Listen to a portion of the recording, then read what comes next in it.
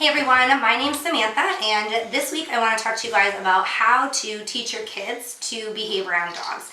Now, if you have a small dog like Molly, this is extremely important because a lot of times kids think of small dogs as animals that they can pick up and tote around, and you want to make it very clear that a dog is a dog no matter what size. If they're big like our chocolate lab Sadie, or if they're little like our little beagle Molly, a dog is a dog and they all need to be treated the same way with the same type of respect. So that's the biggest thing. A lot of pet parents get overwhelmed very quickly by thinking about their human kids and their dog children interacting. Don't let it overwhelm you. It's really a lot of common sense. Think about the things that your dog wouldn't like and teach your children not to do those things.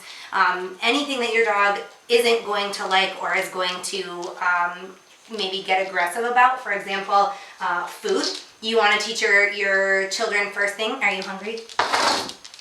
You want to teach your children first thing to stay away. Keep a good distance away. If your dog is eating, your children need to keep back away. The rule that we use in our house is not to even be in the same room with the dogs while they're eating. The dogs eat in the kitchen, so if the dogs are eating, you guys go play somewhere else. Of course, unless the dogs are eating while we're sitting there having supper or anything like that. But our kids know to stay completely away from dogs while they're eating. And the same can be said for any type of food, treats, if they're having like a chew of some kind, a dental chew, or if they have a marrow bone, a raw bone, or anything, you want to make sure that your kids know to stay away from that. And it's really just about mutual respect. Teach them that they need to keep their hands and their bodies to themselves. That's a huge thing with kids. You do want to teach them the safe way to show your dog affection.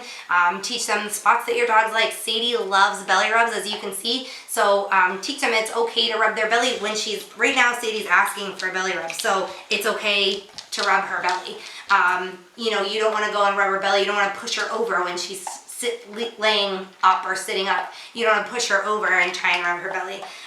So teach them that, hands and bodies need to be kept themselves. A lot of times kids will try and sit on dogs or climb on them. And obviously that's completely unacceptable. You want to teach them that, dogs, they don't like roughhousing and loud noises. It's hard because dogs love to play, but you want to teach your kids that dogs like to play in their own way and they don't like to roughhouse like you would.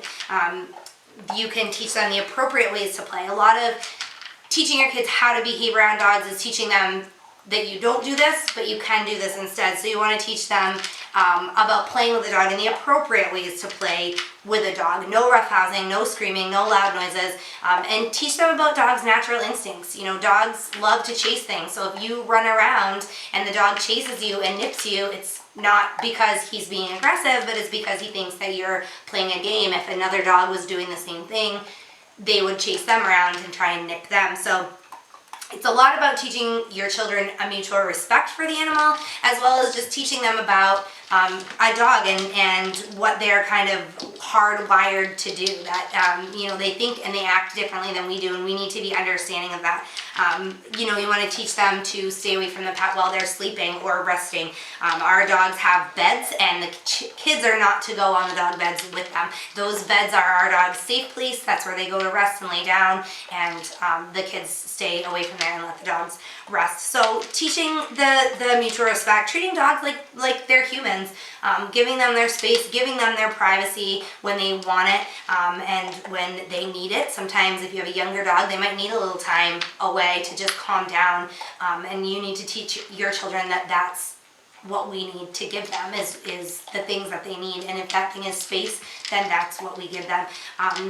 Again, teaching them the appropriate interactions, and one of the things that can really benefit that is to have your children help you care for the pets, help you feed the pets. So you put the food in the bowl and then you walk away. You help fill their water, you help take them for walks, things like that. And that helps to just reassure that idea that our pets need us to take care of them and to help them. So we need to do the things that they need, whether it's feeding, walking, watering, things like that, or we also have to treat them the way that they need to be treated with that mutual respect. So again, don't overthink it, don't make it into overwhelming.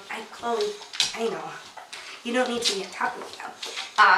It doesn't need to be an overwhelming thing. It's really a lot of common sense. Think about the things that are going to get your dog angry or worked up or, no, thank you.